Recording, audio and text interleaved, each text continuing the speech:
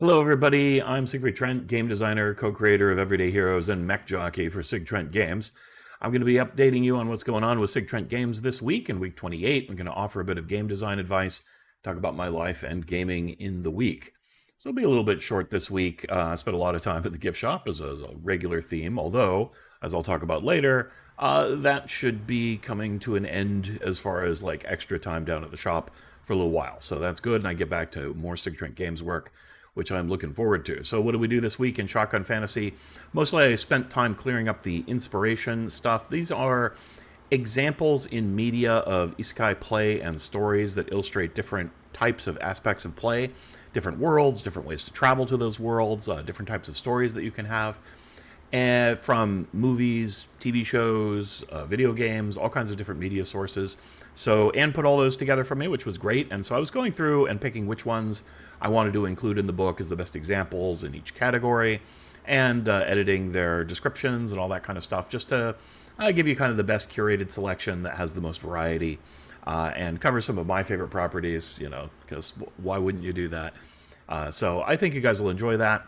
Also, spending time reading through the playtest feedback and making changes to the game based on that, adjusting the order of presentation and some other things that we're going to talk about here in the game design tip of the week. This is kind of part of the normal editing process. I'm still doing a little bit of the core writing on the book, but we're getting pretty close to being done with that and moving into some of the editing stuff. And some things during playtest, you're going to do some editing while you're doing some writing as well. The whole thing starts to come together. So that's what's going on. Please, if you have the time, come on our Discord, check out the playtest documents, fill out some of the surveys. I could use some more survey responses. They're really helpful for making final decisions, getting feedback on what people like or what people don't like or what they would like to see more of in the book. So now's your chance to have an influence on that, and come on down to the Discord. We'll be sure to have a link for that in the show notes as usual.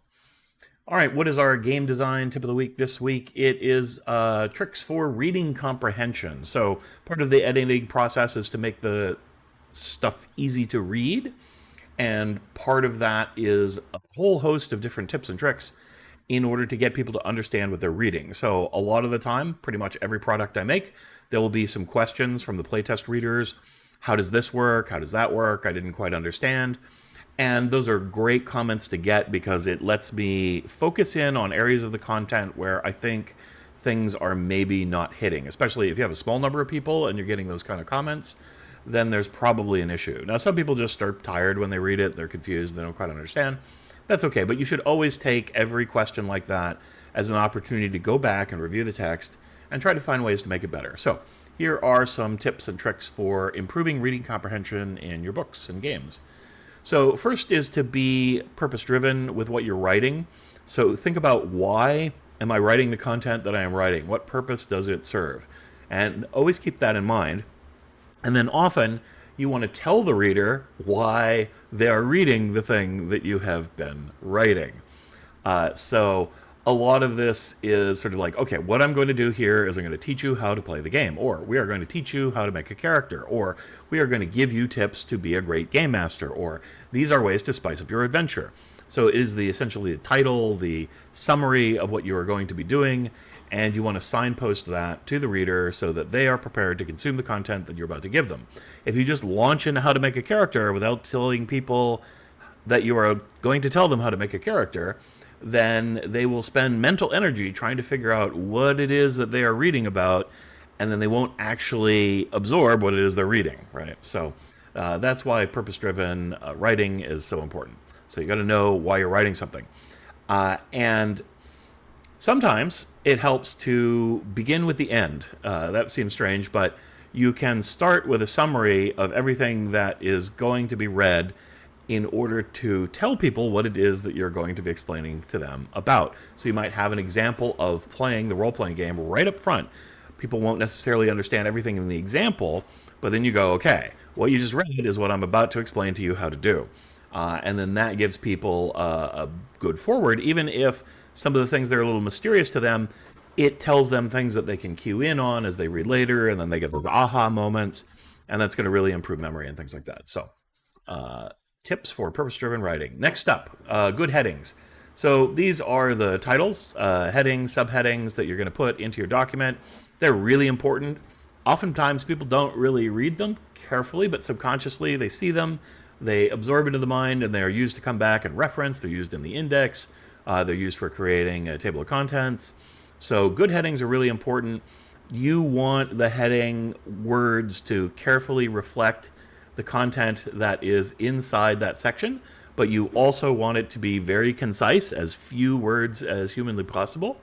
You want to make sure your headings are good and hierarchical, so that the major subject is followed by minor subjects that are related to the major subject and well connected to them. You also want your headings to be as descriptive as possible while being as concise as possible, so to be accurately conveying what the section is about and not misleading. And finally, you want them to be well referenced, and that the words that you use in the heading should be reflected the words that you use in the content that follows the heading. So if we're going to talk about hit points, then you need to use the word hit points, not health or other things, when you're talking about that. If you say health is the introduction and then you talk about hit points, people are going to be a little confused, right? So use consistent language from the headings and to the content that they're heading. Summarize and breathe, all right? So in learning, you get something which can be called an affective disorder, which is a problem where you get confused and emotionally angry and overwhelmed by things. And so what you want to do is give people space to breathe, space to process the information that they just read. So you don't want to give people too much information at once without some kind of summary or an example or another thing that lets them apply the knowledge they've just learned. So those are all good examples, summaries, of course, which is you repeat what you just said in a simplified format to reinforce the knowledge that you already learned. The other is an example that puts the knowledge that they just learned into a context and into activation, which can also be incredibly important for rule systems to see how the rules actually applied during play, and simply just not to go on too long before you do one of those two things. All right, order information logically. This is a big challenge I find in most game manuals and game design. A lot of games have interconnected information, right? So for a good example, to win the game, you need to get the most points, right? And then how you get points might be abstracted. Well, first you must build your cities in order to get points.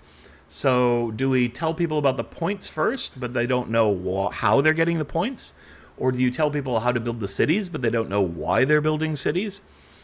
So you can have this thing where it is a circular relationship between the different game rules, and which one you present first can be challenging. A good way to resolve this is to think of it in chronological order is one of the ways you can organize things.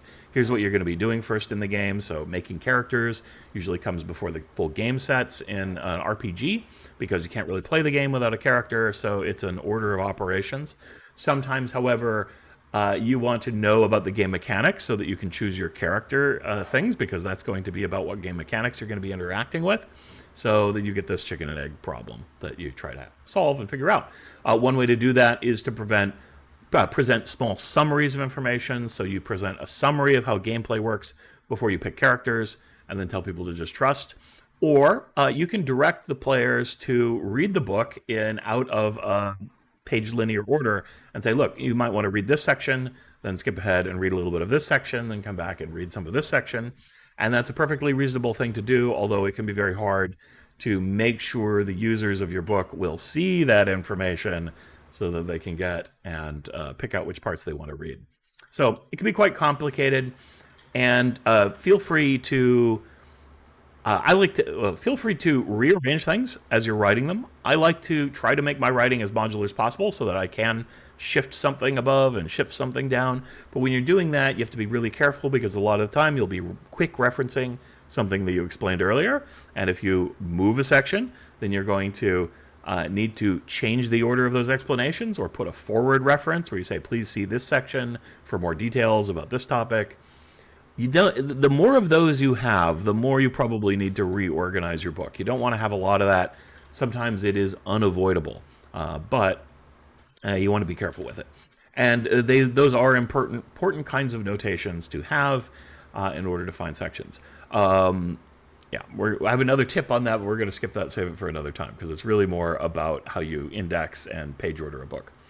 All right, next up, knowing your audience. This is really important. So you need to understand who it is you're writing for, how that kind of person thinks, and what they want to get out of the material. So if you're writing an expansion book, then this is for people who already know how to play the game. And so they're going to expect things in an order of presentation that is mostly just what is most interesting comes first, or what is most exciting comes first, and then little details later. If you're writing a game that is a brand new core rulebook, and it might be the first time somebody's ever played a role-playing game, you need to have a gentle introduction that really brings you into the topic, guides you through the material in the book, telling you how to read it, etc., etc. So you really want to know what kind of audience you have for a particular book that you're writing. Also keep in mind that you're going to have multiple audiences in some books. So when we're doing the core rules for Everyday Heroes, we want to be readable and playable for the first-time role player who's never played a role-playing game in their life, as well as the person who has played 5th edition for a number of years now, mastered the rules already, and they just need to know what's different between this game and the games they've already played. So these different audiences have totally different needs, and it can be a real challenge making sure the book is useful for everybody. A big part of doing that is to define section by section who the intended audience is for that section, and try to direct the intended audience to that section in order to read it.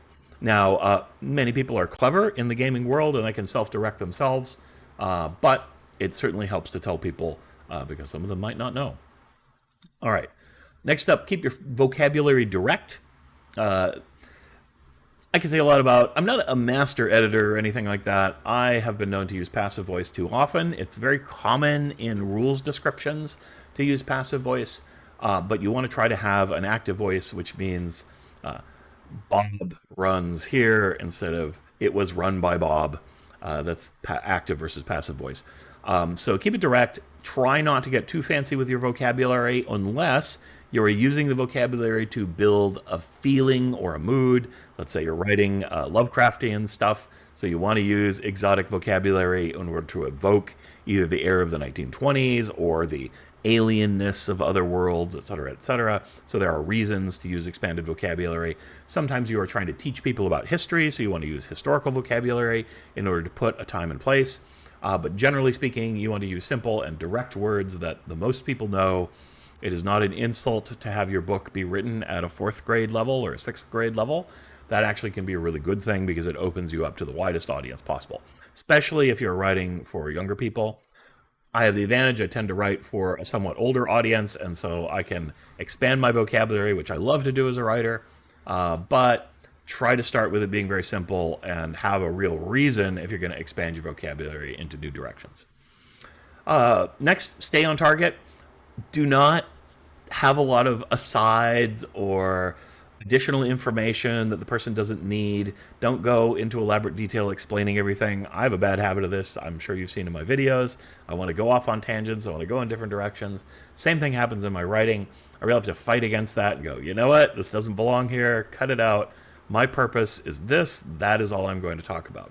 You can use sidebars if you really want to talk about extraneous stuff, and I certainly love to. I like to talk about why the game design is the way it is, not just what the game design is. That stuff belongs in a sidebar so that people who don't need to read it don't have to read it, but people who are interested in can go ahead and do that. Finally, say consistent formatting is really important. It's important in your book that if you do a header a certain way, you do the headers the same way every time. If you do a stat block for something, do it the same way every time. You can have some variation in, like, information that just isn't needed, doesn't need to be included every time, but the overall format should be the same. It just makes it easier and faster to read and increases comprehension. So those are my tips for reading comprehension in rule books, especially for RPGs. Next up, playing games. What have I been doing? I played a little bit of Lancer again. I'm still slightly overwhelmed by the rules because I haven't actually read through the rule book. I'm just kind of playing through the game blind. We're using some online tools and stuff.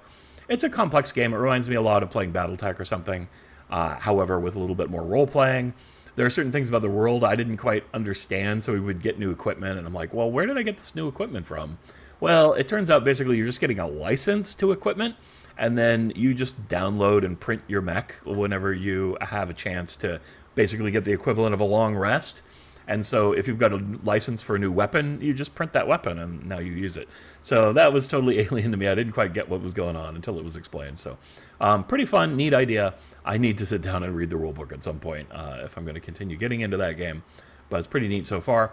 Played Baldur's Gate 3 a little bit, playing Astarion as a main character. I'm not an Astarion guy. Don't like him very much, generally speaking. Great character, really interesting, just kind of too much of a jerk for me. So I'm playing him a little bit nicer, but I actually played him up as a super bardy rogue, and I really wanted to practice like pickpocketing everything in the game and trying to just collect as much treasure as possible. It's working out okay, but I'm finding pickpocketing is a little harder than I thought. I did some in the late game, but now I'm seeing all the different NPC behaviors that they have to try and catch you pickpocketing and trying to figure out how to avoid those. It's interesting to just sort of approach the game and interact with different mechanics that I don't normally use in there. I thought I would be getting thrown in jail a lot, but I've mostly managed to avoid that because I try really hard not to get caught pickpocketing because then the stuff gets taken back. So I don't know. It's been definitely an interesting experiment. Not my normal way of play, so I don't think I'll play through the whole game that way just because it's a very long game and it's not my normal play style. So anyway, but having fun experimenting.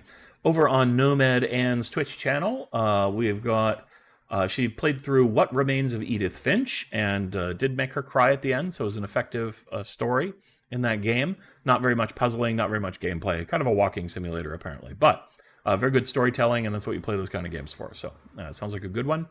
Right now, she is playing Conrad Stevenson's Paranormal PI, which is a simulator game where you're kind of doing ghost hunting, but it focuses a lot on like the history of the ghost and reading news articles and doing investigative work, not running around dark house getting jump scares. I think that it has some of that in the game too, but there's a lot of this investigative part where you're acting like a private investigator would, doing research online and that sort of thing. Seems pretty cool. Is it boring? Anne was worried that it's boring. No, she likes it a lot. She has a good time with it. So the reason she's playing it, they just came out with version 1.0, or pretty recently at any rate. So it's now a finished game. It was in open access for a long time. And she will probably be playing that through most of the next week, but we will see. That's what her plans are. So you can check her out on the Nomad and Twitch channel. Life in general, well, as I mentioned at the top of this program, I spent a lot of time at the gift store in the last week. I think I did 2 half days and 3 or 4 full days. And it was a lot. And I'm only just now getting my brain all clear to that. I don't anticipate doing any more of those for a while. I'm just going to be back to my regular schedule. And then at the beginning of next month, we're going to start. I'll probably have just 3 days a week at the shop. So I'll have a lot more time to focus on Sig Drink Games, which I'm looking forward to. I needed to regenerate a little bit, so I spent yesterday playing some games and sleeping a lot. And I'm feeling a lot better, so let's go work on Shotgun Fantasy and on my Urban Magic project with Lewis Porter Jr. games and all that good stuff, and catch up on my social media activities and all the things we need to do. So we'll see you around out there. I hope you guys have a great week, get some rest, and get some work done, and we'll catch you later. Bye-bye.